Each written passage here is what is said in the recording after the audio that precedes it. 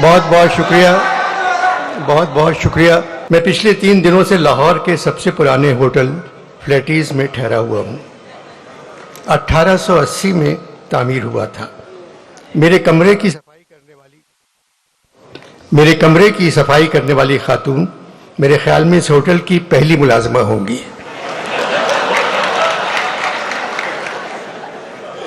आज सुबह मैंने उनसे कहा, आप जहमत न करें, आप कहाँ रहती हैं, मैं आकर आपके कमरे को साफ करूंगा।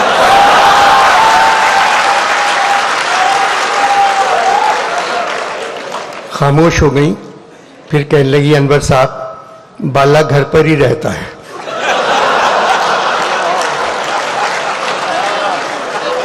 शायद मेरा खुलूस वो नहीं समझी। मैंने पूछा कहाँ की हो, तो कहने लगी गुजरात। मैंने कहा मुस्लिम लीग काफ की तरफ हो? बोली मुस्लिम लीगों ने कायदे की ऐसी तैसी कर दी है, सिर्फ काफ गाफ बच गए हैं। मुझे नहीं मालूम मैं किसकी तरफ हूं। पढ़ी लिखी हो? मियाँ जी पढ़ी लिखी होती तो बेरोजगार होती।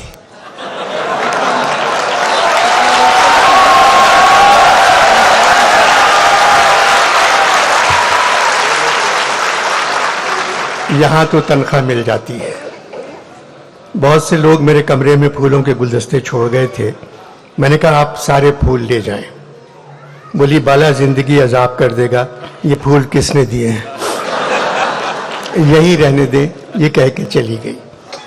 लाहौर में फूलों के मौसम की आमद है, मगर यूं लगता है लाहौर के दिल वाले इस दफ़ा फूलों से कहीं ज़्यादा इलेक्शन के खिलने का इंतज़ार कर रहे हैं।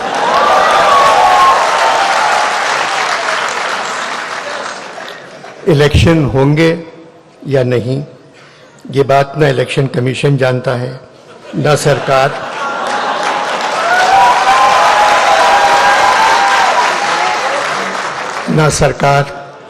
ना अदालत, ना खुदा जानता है। सिर्फ फौज जानती है, मगर वो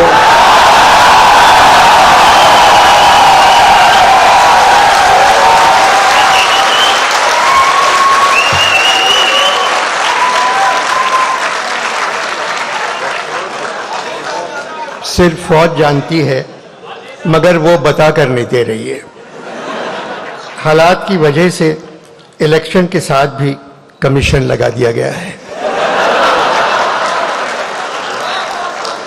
और हम सब जानते हैं यहां बगैर कमीशन के कोई काम नहीं करता।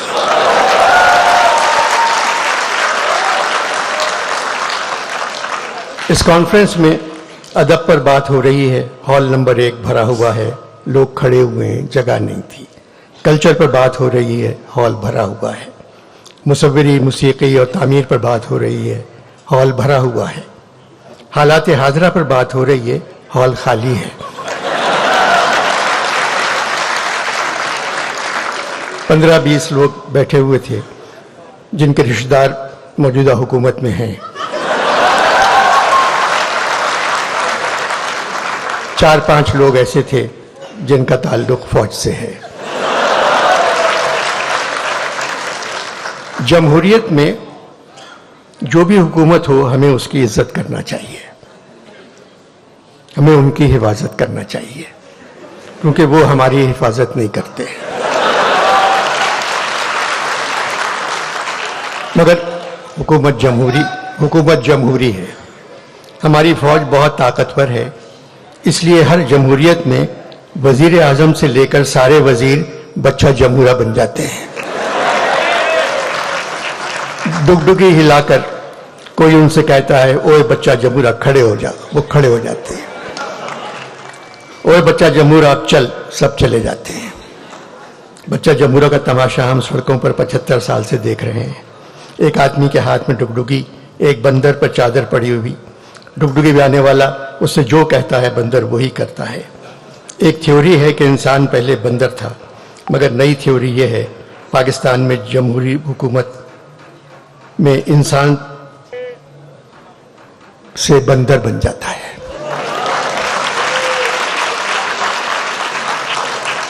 कसूर सिविलियन का है, वो कुछ काम अच्छा काम करके ही नहीं देते। हर हुकूमत ने जितना अपना ख्याल रखा उसका आधा ख्याल भी अवाम का रखती तो मुल्क में माशाल्लाह कभी नहीं आता।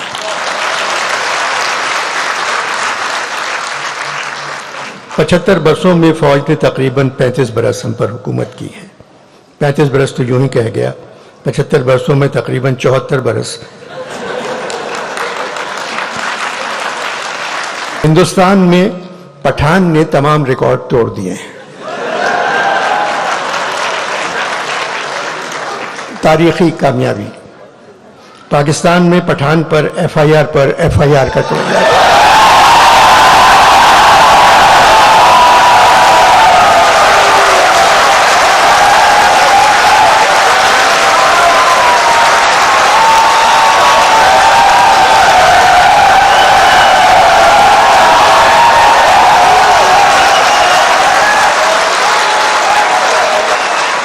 पाकिस्तान में पठान पर एफआईआर कटवाई जा रही है और मौजूदा हालात में पाकिस्तानी पठान की कामयाबी नजर नहीं आती। मगर सुना है आने वाले इलेक्शन में पाकिस्तानी पठान की एडवांस बुकिंग हिंदुस्तानी पठान से ज्यादा है।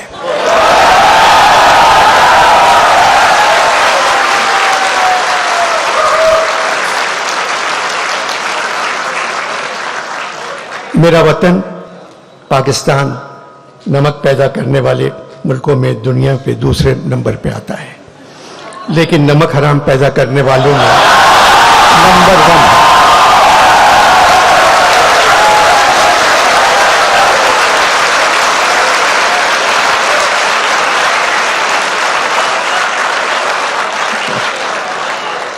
लेकिन नमक हराम पैदा करने वालों में नंबर 1 है। एक रकाबी में हमें 14 तबक रोशन हुए। एक जगह और कहा है, पूछा किसी ने ये किसी कामिल फकीर से, ये महरुमा हक ने बनाए हैं काहे के। वो सुन के बोला, बाबा खुदा तुझको खैर दे, हम तो न चांद समझे न सूरज हैं जानते, बाबा हमें तो ये नजर आती हैं रोटियां।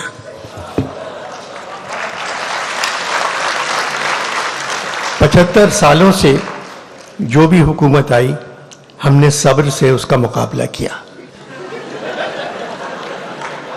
क्योंकि हमें ये कौल याद है कि शैतान भी भेस बदल कर काम करने में हमेशा कामयाब रहता है।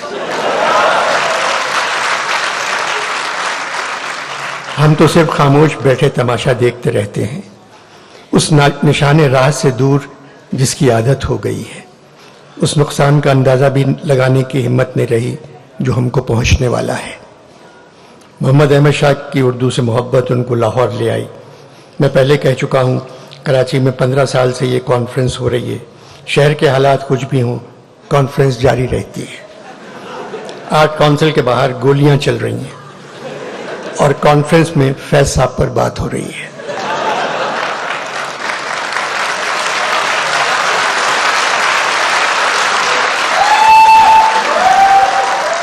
आर्ट काउंसिल के बाहर गोलियां चल रही हैं और कॉन्फ्रेंस में फैज साहब पर बात हो रही है।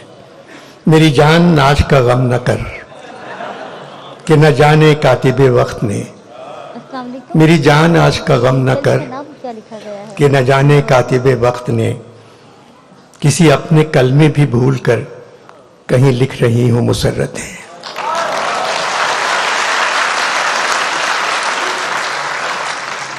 देर से आंख पे उतरा नहीं अश्कों का अजाब, अपने जिम्मे है तेरा कर्ज न जाने कब से।